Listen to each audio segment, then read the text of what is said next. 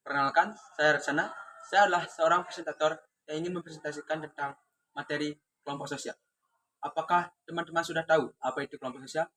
Kalau belum tahu, mari simak video berikut.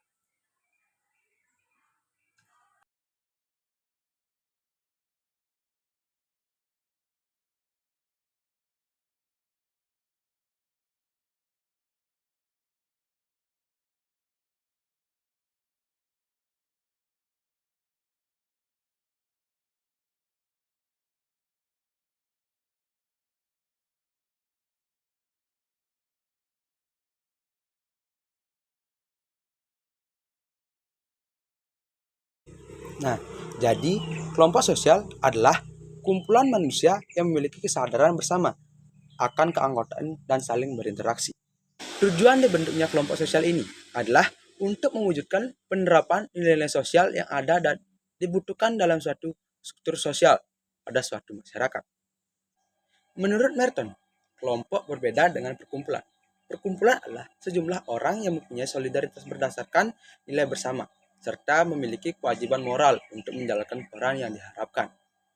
Jika kelompok juga berbeda dengan kategori sosial, yang merupakan suatu himpunan peran yang mempunyai ciri sama, seperti jenis kelamin atau usia. Menurut Suarjono Suekanto, himpunan manusia baru dapat dikatakan sebagai kelompok sosial apabila memiliki beberapa persyaratan berikut. Yang pertama, adanya kesadaran sebagai bagian dari kelompok yang bersangkutan. Yang kedua, ada hubungan timbal balik antara anggota yang satu dengan yang lain. Yang ketiga, ada suatu faktor pengikat yang dimiliki bersama oleh anggota-anggota kelompok, sehingga hubungan antara mereka bertambah erat. Robert K. Merton menyebutkan ada 3 kriteria, yaitu yang pertama, memiliki pola interaksi. Yang kedua, pihak yang berinteraksi mendefinisikan dirinya sebagai anggota kelompok. Dan yang ketiga, pihak yang berinteraksi didefinisikan oleh orang lain sebagai anggota kelompok. Macam-macam kelompok sosial. Yang pertama, kelompok sosial berdasarkan proses terbentuknya dibagi menjadi dua. Yang pertama, kelompok semu. Kelompok semu terdiri dari orang-orang yang terbentuk sementara secara spontan dan tidak memiliki identitas, aturan, ikatan, ataupun tujuan bersama. Yang kedua, kelompok nyata. Kelompok nyata merupakan kelompok sosial yang bersifat tetap. Sebagian besar kelompok yang ada di masyarakat merupakan kelompok nyata. Kelompok sosial berdasarkan ikatan anggota. Yang pertama, etnis. Etnis atau suku merupakan kelompok sosial yang pengelompokannya didasarkan pada kemiripan dalam hal garis keturunan. Yang kedua, bangsa. Bangsa merupakan kelompok sosial yang pengelompokannya disatukan oleh nasionalisme. Yang ketiga, masyarakat.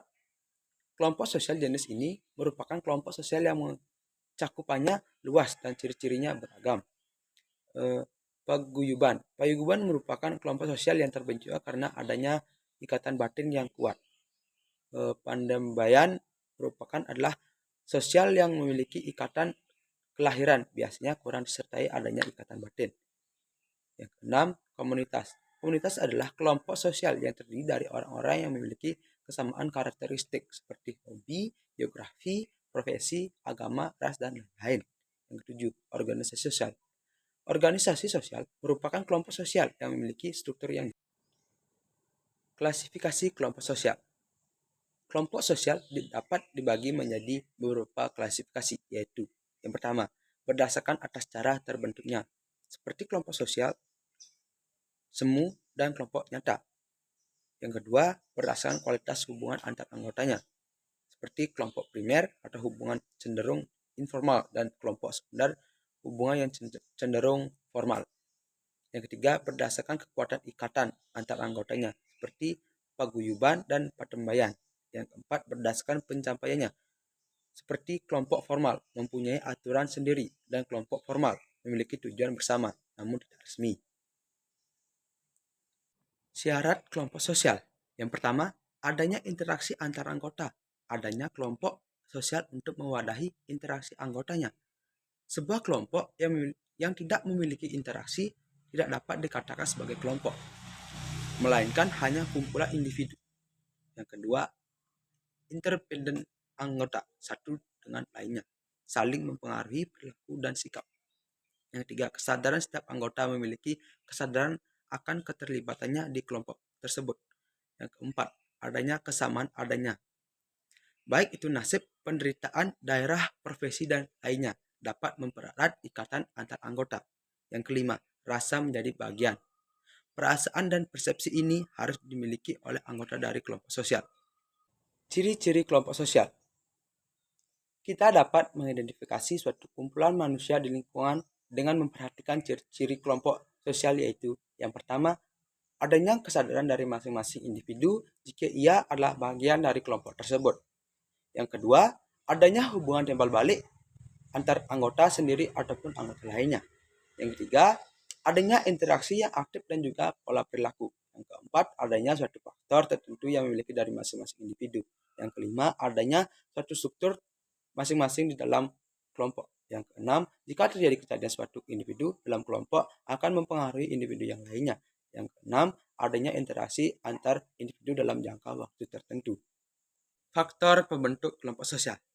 Yang pertama, faktor darah atau common ancestry. Kelompok sosial dapat dibentuk atas dasar kesamaan darah atau keturunan. Yang kedua, faktor geografis. Letak tempat juga menentukan terbentuknya kelompok sosial.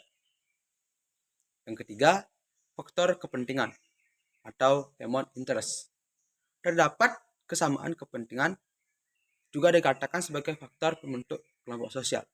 Yang keempat, faktor daerah.